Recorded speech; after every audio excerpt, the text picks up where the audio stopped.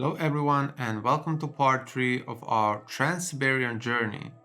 In this part you will see how the journey looks like between Irkutsk and Ulan Ude, city of Ulan Ude and part of the journey between Ulan Ude and Khabarovsk.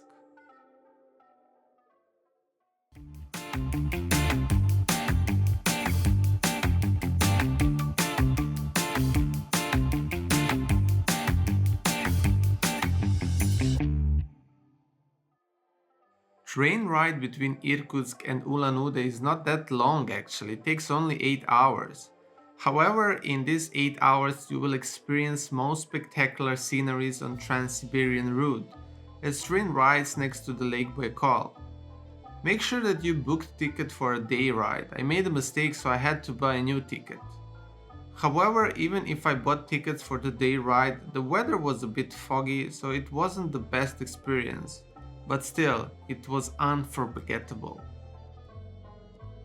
Beside Lake Baikal, which you will have the chance to experience on half of the journeys between these two cities, there are also some other spectacular sceneries such as these peasants' houses that look really nice from the train, but also one of the nicest and largest rivers called River Selenga, which passes through this region and is one of the most important rivers in this part of the Russia.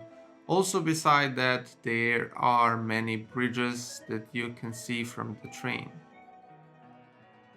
Ulan Ude is important node on Trans-Siberian Route for the reason that route splits here in three different: original Trans-Siberian to Vladivostok, Trans-Mongolian to Ulaanbaatar, and Trans-Manchurian to Beijing. Beside that, Ulan Ude is known as center of Buddhism in Russia, as well as the place where live the people called Buryats.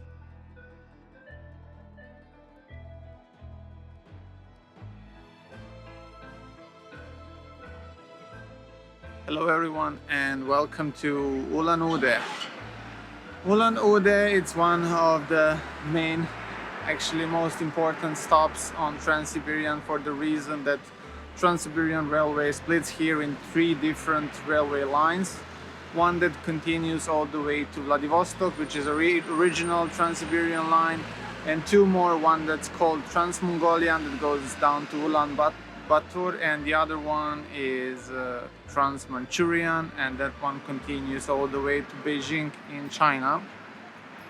However, we'll continue our journey on the original line that goes all the way to Vladivostok, and we will go tomorrow. But before we go, I have explored the city a little bit, and Ulan Ude is known as the capital of Republic of Buryatia, and Buryatia is actually called by the Buryat people which live here, and they present around 32% of people in the city, and the rest are Russians, and the Buryats, they pretty much belong to Mongolian people, but they live here for centuries. Ulan Ude, there is not that many things that can be seen here. I think the most important thing to see here is actually its people. Many different cultures are here, and the other thing is that this is the center of Buddhism in Russia, so it's interesting to mention. There is very nice temple, Buddhist temple, just a few kilometers out of the city.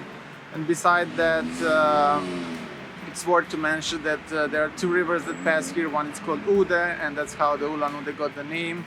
It has changed the name through this history. Now it's called Ulan Ude, which means red. Ude and Ude river, and red, I believe you know why it's called red. It had some other names through the history, Udinsk, and one other name is actually written here.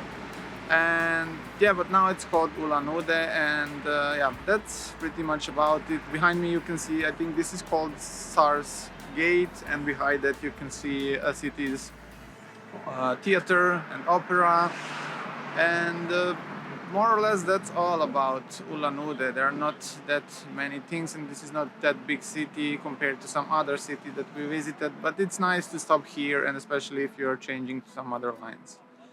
So see you on our next stop, and that will be Vladivostok.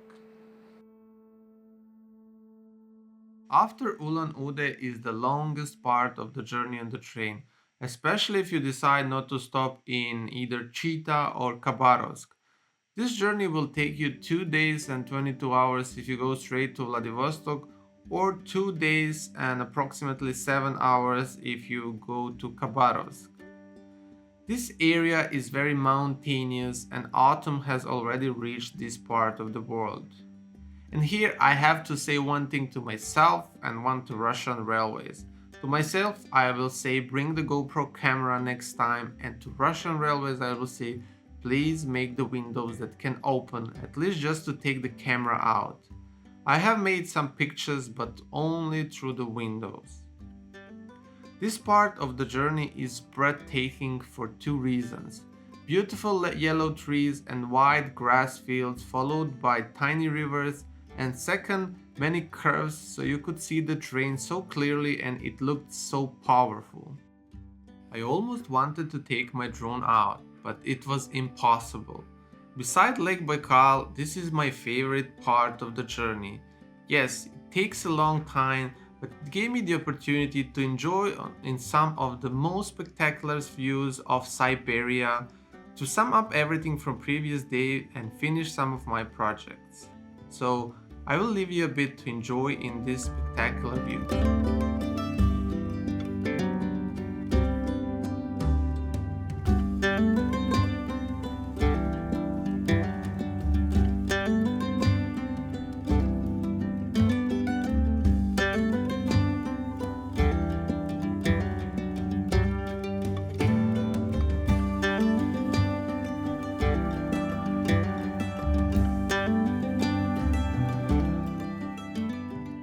Siberia is beautiful and powerful indeed, but that's not all.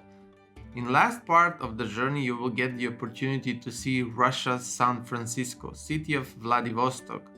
This city was so nice that I decided to do separate video on it. In the meanwhile, please like, share and subscribe to my channel. Also, if you're interested in railway consultancy and want to learn more, please visit my Railgenics website. Thank you very much for watching.